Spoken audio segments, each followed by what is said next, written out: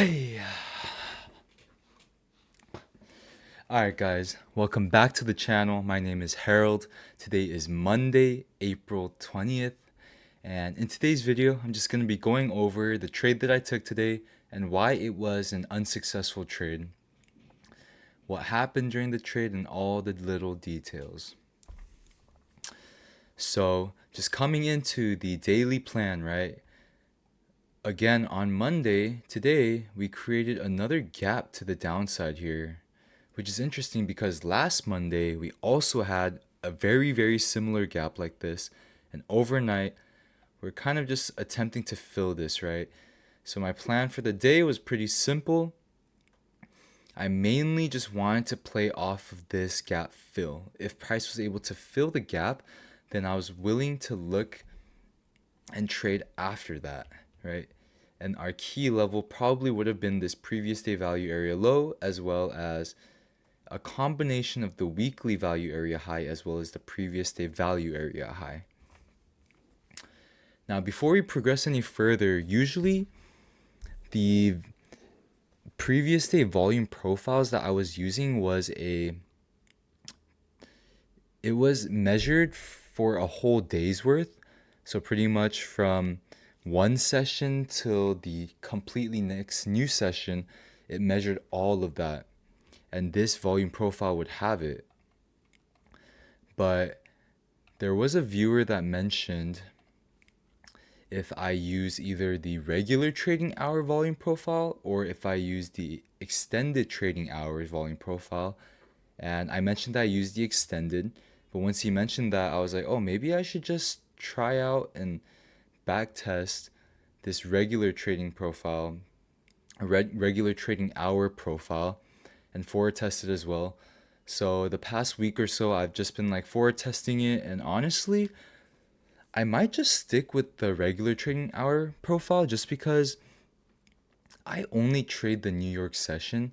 So to me, it makes the most sense that I use the New York sessions volume profile, right? And all the volume that's transacted during that time.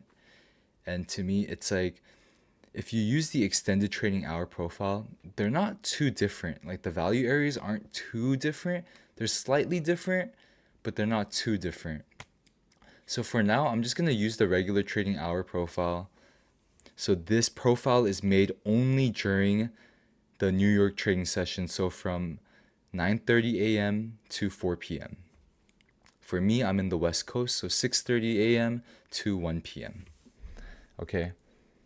So my plan consisted of either if we were able to fill this gap to the upside, and if for some reason we get rejected, then I was looking to take this rejection and take an entry back on the retest of this value area low. If price was able to fill this to the upside and then we hold, then I was looking to take longs. Now coming into the charts, as you guys can see, the gap has still not been fully filled yet because the closure of the candle or price was 71.65 or 64.5, and right now the highest point we had during the day was 71.62.5, so we still haven't filled it yet. I ended up taking a loss on this trade, but not a full loss. I took a partial loss because I cut my trade early, and the reason I cut my trade early was because of this. So this is 6:30 a.m. right in the morning. We are trading right at this key level, this value area low, right? 7150.75 is the value area low. And in the morning, we see that buyers are attempting to bring price higher, especially in this first leg, but we decrease in volume on the way up. 21,000 lots, 10,000, 8,000, 7,000. And then we get rejected strongly, right? The moment we get rejected, we see aggressive sellers step in, and then aggressive sellers get absorbed, and buyers once again try to buy up. 5,000 lots, we get an increase in volume, but again, once we break through the level, we get decrease in volume. And I don't know exactly what I was looking at that made me enter. It was this form of absorption over here, right?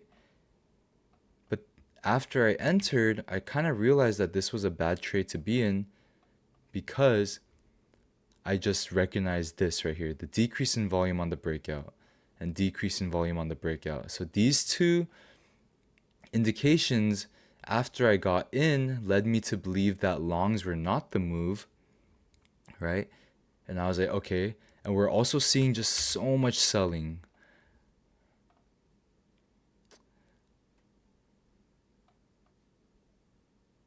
Does this duplicate? Yeah. So we're just seeing a bunch of selling, right? Like I don't even have to highlight all this. You see all the red compared to the blue. So that was kind of like my indication to get out. We were able to come back to a break-even point somewhere in this area, and I got out around 50, like 71, 52, something like that. Nothing too crazy. And yeah, I mean, I did see the shorts coming in after, but I didn't take the trade because if you guys are following along, for the month of April, I just decided that I really want to be strict with myself and just take one trade a day, right? Just take one really good setup, and if I can't take, or if I end up taking a bad trade, then that's what it is. But it's just a process of building a little bit more discipline for myself. And yeah, so even though I saw the trade coming, I saw that the shorts were coming, right? We potentially could have entered right here. This is most likely where I would have looked to enter, or maybe even this point right here after this break. But it is what it is. You know, I don't get to take the trade, but it's a good thing. This is a month where I'm really just focusing on the fundamentals, right? And I'm also just working on some things for my entry, working on different types of entries and exits, and we're just trying to lock in my system fully by the end of this month. I'm just trying to get better at deciphering order flow. I think that I get too tunnel visioned when I'm reading order flow, but I'm just trying to become a little bit more reactionary. I'm trying to become a little bit more fluid and just attempt to listen better, right? And at the same time, since I can only take one trade, just trying to be a lot more careful about the type of decisions that I make. So yeah, that's pretty much it for the day. If we want to take a look at the actual trade, we lost $86 taking a long, and yeah, it was 5 micros traded. We were in the trade for about 6 minutes until we cut it. And yeah, we had a loss of about 3 points. So that is going to be it for the video. I hope you guys enjoyed. And I'm trying to pump out as many videos as I can.